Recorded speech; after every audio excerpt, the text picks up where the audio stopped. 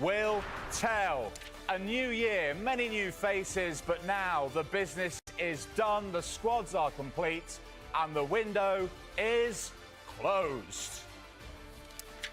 A little wonderful whoop from Vicky in the corner, thank you.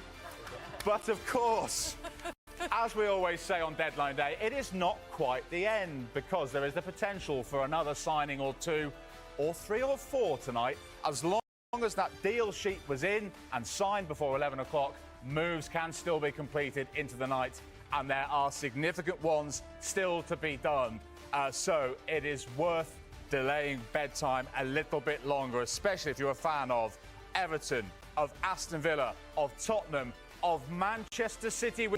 It is crunch time here on Sky Sports News. Just 2 hours to go until the transfer window slams shut. Yeah, plenty of big deals are still on the cards, as well as teams across the country race to bring in new players before 11 p.m. We'll bring you the breaking news first. Right here, of course, we won't be doing it alone. No, we won't. Look who is here joining us for the late shift tonight. Yeah, you might say, look what the cat's dragged in, but I wouldn't say that. That would be rude. Oh. Chris Boyd there, Clinton Morrison, Sue Smith and Michael Dawson. I'm at Manchester City, where the club hope to cap an already excellent transfer window with the big money signing of midfielder Nico Gonzalez. I'm here at the Tottenham Hotspur training ground, where Spurs could land the biggest surprise yet of this deadline day, as Mathis Tell looks to choose Spurs over other Premier League rivals. The surprises keep on coming. Willian on his way back to the Premier League to rejoin a former club as well. Who could that be? Details on the way. What a 24 hours Aston Villa have had. Marcus Rashford signed last night, Marco Asensio today, and there could be more to come. And no incomings today for Manchester United, but Patrick Dorgu has been having a good look around Old Trafford. Analysis of all the day's deals are on the way.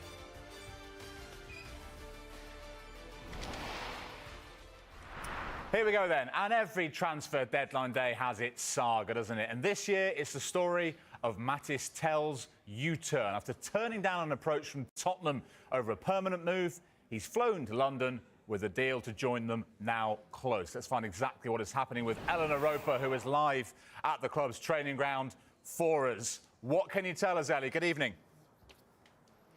Good evening. Well, I do have an update for you in the last few minutes. We've got a bit more information on what this deal will look like, and we understand that he will join Tottenham Hotspur from Bayern Munich on loan, but with an option to buy. There were reports coming out of Germany that this would be a straightforward loan, but we understand, as I say, in the last few minutes, that Tottenham will have the option to buy the player. As you say, some back and forth over this. It looked like the deal had been done and that a fee of around £50 million had been agreed. That deal looked to have collapsed. There was lots of other Premier League interest, but he flew into Farnborough Airport earlier on today, and we've been awaiting an update on a medical and also for a bit more information on what this deal would look like. So for Tottenham fans following this one, it looks like it is a loan deal, but with an option to buy. Another update which we can bring you this evening is on Radu Dragusin, who we understand has suffered an ACL injury and is expected to undergo surgery later this week. Obviously, huge disappointment for Spurs injury-wise, so this further disappointment on that front. Now the club hoping to sign another defender. We wait to see, can they get it done in the next 2 hours? We'll keep a close eye on it with you, Eleanor. Thank you very much indeed. Yeah, Tottenham, one of the clubs we're following very closely then clearly tonight. Let's have a chat, first of all, about Mathis Tell. Then, Michael, I'll come to you. It's your old club. A few days ago, it seemed like he didn't want the move. Now he's on the verge of a move. What do you make of this U-turn? It's been a very interesting few days. I was sat in here on Saturday and it looked like he was going to Manchester United. It looked like he'd rejected the opportunity to go to Spurs, and it's amazing. Monday night, deadline day is coming up. Maybe he was just sounding everything out, looking around and seeing what the best options were for him. You've got to realise he's still only 19 years of age, and last season he made an awful lot of appearances for Bayern Munich. Been few and far between this year, and I think it's a great fit for both parties. I really do. He needs to go and play some game time, and I think where Spurs are at now, anywhere across the front three that they play with, whether it be Sonside, Kulusevski, or even through the middle with no Dominic Solanke. He can play in any one of those positions. So, young player. Hopefully he can come and it'll be done for Spurs, because I think it'll be a good signing for them. So something of an irony that when Harry Kane was at Tottenham, they couldn't find a suitable understudy. Now his understudy at Bayern, who can't get into the team because of Harry Kane, is coming to Spurs to possibly be their main striker, ultimately. What about this as a move for him in a team that likes to play attacking football? Is this a good move for him? Yeah, well, I was quite surprised when he'd obviously come out, was it Friday night, when we thought, is he going to go somewhere else? Is he going to go to Manchester United? I know the position that Tottenham are in, all of the injuries that they've had, but you just thought once those injured players come back fit, the way that Tottenham like to play, if you were an attacking player, you'd probably want to play in that sort of side. 19 years old, so much potential. He's obviously not playing enough football where he is at the moment, so he's going to want to come, he's going to want to play. The fact that he can play in different positions maybe helps him out, and you just feel because of the injuries, will he get that opportunity maybe sooner than what he would have? But is it going to be hard hitting the ground running in the Premier League? I think that's probably my only, to come in as a young man. But he seems to be somebody that's full of confidence and belief in his own ability, though. Yeah. I think he will. I think he'll come straight in and be in the fold. You look, because no Solanke, Richarlison's having to be changed. You've got Dane Scarlett, who's come in. He was on loan at Oxford early on in the season, played last week in Europe, and he scored his goal. So I think it's an absolute no-brainer for Spurs. They had to get someone. What's that? They had to get someone. Yeah. Oh, yeah. They had to try and bring some positivity around. There's been so much negativity around the place for recent months because of the results. And, they've been plagued by injuries. And Ange has had so many challenges along the way. He gets one back, and now you hear Dragison's done his ACL, and it's like another long-term injury. So it's been challenging. They'll come out the other side. Big game on Thursday night, which I've got everything crossed for. I might need it going to Anfield. Could be interesting, but yeah, I think it's a real positive signing for him. Yeah. Young player at Bayern Munich, has been linked with Arsenal, has been linked with Manchester United, and it looks like he's going to Tottenham. Is this something of a coup for Spurs? It is. It didn't look like it on Friday. He wasn't interested. He said he would rather go to Man United, Aston Villa. Would that worry you? It wouldn't worry me. It wouldn't worry me. He's just done a U-turn, and as it happened, probably those other clubs maybe couldn't get the deal done. If he goes and signs for Tottenham, he has to be committed to Tottenham. That could happen all the time with loads of transfers with young players. He's exciting, though. I've seen him at Bayern Munich. He can't get in the team. They've got Harry Kane in there. He's not going to get in there. Got Elise, you got Gnabry, you got the likes of Kingsley Coman, Leroy Sané. It's always going to be difficult to get into that squad, but it's exciting for Tottenham. They needed a number 9 to compete with Dominic Solanke, but he can, as Dor said, he can play anywhere across that front three. I think it's a really good signing, not just for now, for the future as well. Don't judge him after 3 or 4 games. Tottenham fans, don't judge him after that. He's a young lad. He's coming to the best league there in the world, so it's going to take time to adjust. But I think it's a really exciting signing for Tottenham. From Manchester United's perspective, I mentioned they were apparently interested. That interest ended apparently because Bayern wanted a £5 million loan fee with no buy clause in the deal. I think the talk is this would be a loan to Spurs with the option then of a permanent deal in the summer, Chris. Is this a player you think Manchester United should have pursued more vigorously? You don't know what's going on at Manchester United. I mean, they played a midfielder up front at the weekend ahead of their 2 strikers. I don't know. I mean, when you look at Manchester United, they're scrambling about trying to get something to work, but they are struggling. Do they need more experience? They've got 2 young strikers up front already. Yeah, they have, but I mean, none of them played at the weekend. Kobe Mainoo started as a main striker, another youngster. So where does that leave the strikers? They must be looking at it saying, there's a midfielder starting up front ahead of me. And I mean, the whole weekend, shall we say, has been a little bit strange. You went, I'm not going to Tottenham. Then the next minute it looks as if it's Man United. Now I'm back at Tottenham. There was links with Arsenal there as well. So, look, at the end of the day, I think Tell's obviously decided that Tottenham's the best move for him. It gives him the best opportunity to go and probably get regular football. I think it's a lot easier to settle in London as well. So, I mean, he'll be looking forward to the challenge. And I'm sure, with Ange Postecoglou, as you mentioned there as well, with the attacking style of play that he's got, it's a good opportunity for the kid to come in and start scoring goals. Spurs looking to do some late business tonight to a team that has kept us very busy this month, Vicky. Indeed. It has, because it's Aston Villa and their transfer window has been full of twists and turns, hasn't it? It's not over yet, despite the signing of Marco Asensio. Let's cross live to Villa Park and speak to Kirsty Edwards, who's been there for us all day. So good to see you, Kirsty, as always. Asensio is in. Do you think that's the end of the matter as regards to people coming into the club? No, I don't think Villa are done just yet. They've been trying to get a centre-back in, and they are working very hard to get a deal for Axel Desasi over the line. It's a name we've heard a lot today. Certainly this morning, he looked a good bet to be heading to Villa. Certainly we knew that he was keen to come here, but the deal was on and off, on and off. We, at one point, looked like he was going to Tottenham, then to neither club at all. I think the issue has been the negotiations between the two clubs, between Aston Villa and Chelsea. I don't think Chelsea were keen to see him go to a side that they see as direct competitors for a Champions League place. There were issues over the financial details as well, but it looks like they have been sorted out, and Villa could well make another signing, another loan signing, the third in 2 days before the deadline tonight. So we'll wait to see if there is an official statement from them. It's important because, of course, Diego Carlos left for Fenerbahce earlier in the window. They're short in defensive options because of injuries to Pau Torres and Tyrone Mings as well. So, yeah, Axel Desasi could be the man. The club are working hard to get this deal over the line before tonight's deadline. OK, thank you very much indeed, Kirsty. And whilst Kirsty has been talking, Harvey Solokol has joined me. You're right.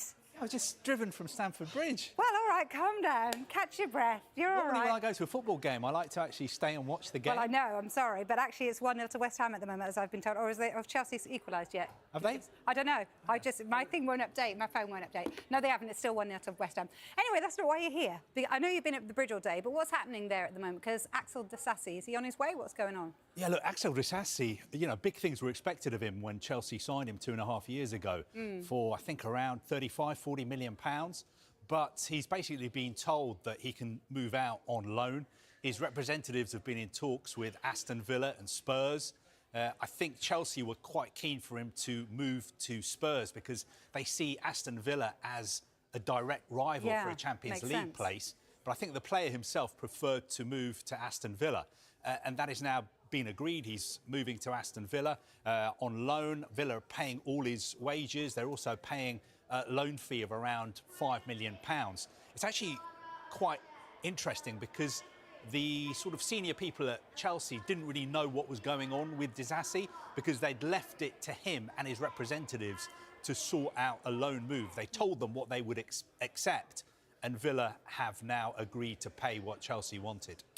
He's not the only one that could be leaving as well. But we know Maresca was, not necessarily trying to trim everything, but trying to get the players that he really wants. Well, look, at Chelsea. some good players have left. Yeah. Carney Chukwuemeka has signed on loan for Borussia Dortmund. He wanted to go to Borussia Dortmund.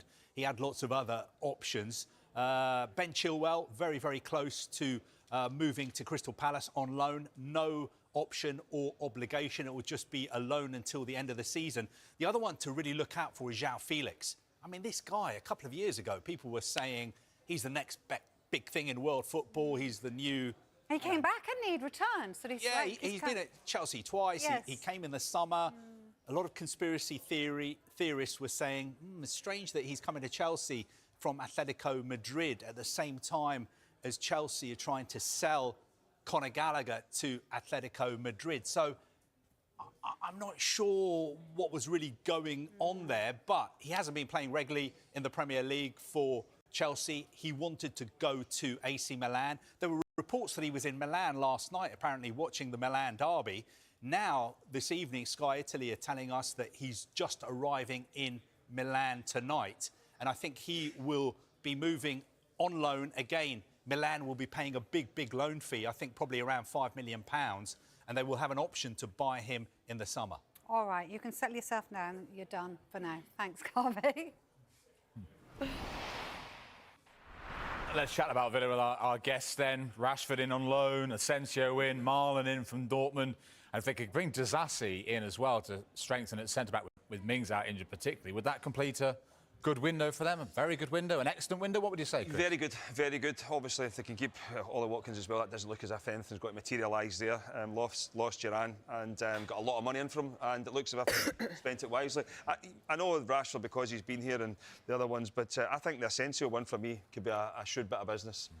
You know, when you look what he achieved at Real Madrid, yes, you know, he played a lot last year for PSG. It's not really happened this year for him, but you know, it's a good opportunity, a good age, 29-year-old, want to come and show that he's, you know, I mean, how many Champions League winners' medals has he got? So he's not coming here.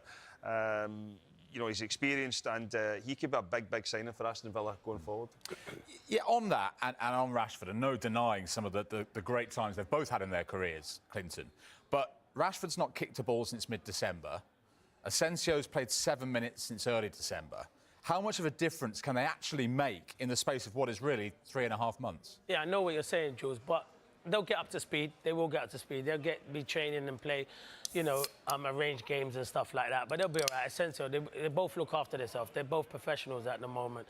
You okay? Sue's cracking open a tinny already? Yeah, you're all right, Sue? Sure you're okay, Sue? Just enjoying the show. Okay, just enjoying it. But yeah, it is water, I should stress. She's celebrating. She's celebrating. Not even started talking about Everton. Yeah, exactly. But no, I think they're good signings, and I think both can come in there and hit the ground running. The thing they've got is Unai Emery is a brilliant manager. I think he'll get the best. I think Marcus Rashford just needs to be loved, and I think he'll get loving from him. But he has to start producing now. This is a club that he said, obviously, when he knew they were interested, he wanted to go to Aston Villa.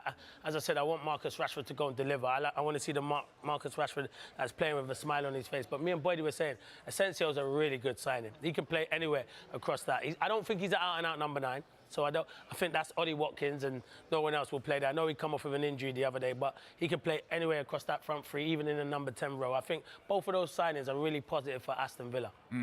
How big a difference do you think a change of scene could make for Marcus Rashford? Will it be different at Villa than it was in the last year or so at United, do you think so? I hope so, because I think we all want to see the best of Marcus Rashford, because I think we know what he's capable of. We've seen that when he's gone and produced 30+ goals in a season, and I think, you know, having sort of a manager in Unai Emery who we know can get the best out of players, and he can develop players. He can. I think, you know, players maybe that aren't playing at the potential, you just feel, can he bring that out of him? And yeah, I really hope it does work for him. So I agree with the guys. I think, you know, Aston Villa have had a decent transfer window. I think if they can bring in a centre-back as well, I think that will certainly help. But yeah, from a Marcus Rashford perspective, I just feel, I think he came out initially, didn't he, and said, I want a new challenge, I want a fresh challenge. Then I think when a manager comes out and, I suppose, criticises you publicly, that's difficult, isn't it? And then I think as time then went on, I was thinking, is he going to actually stay? Because he then came out and said, actually, Manchester United are a better team with Marcus Rashford in there. So it was quite bizarre how all of that happened. So I think for him as a player, and for the club Manchester United as well, because if he goes to Aston Villa and does really, really well, then obviously that's going to, you know, add money to if they do sell him. I think he has to do well. Yeah. Well, because it's not worked for him now in a few months. You know, and there's been 2 or 3 managers as well, and we all speak about Unai Emery and the job that he's done at Aston Villa, and he's seen as, you know, someone who can develop players and make them better. It's over to Marcus Rashford. Yeah. He's been given a lifeline here, because it could have been quite easily if he'd move abroad as well. It's difficult to settle in. You know, it's not far, Manchester to Birmingham. It's got an opportunity to kick on.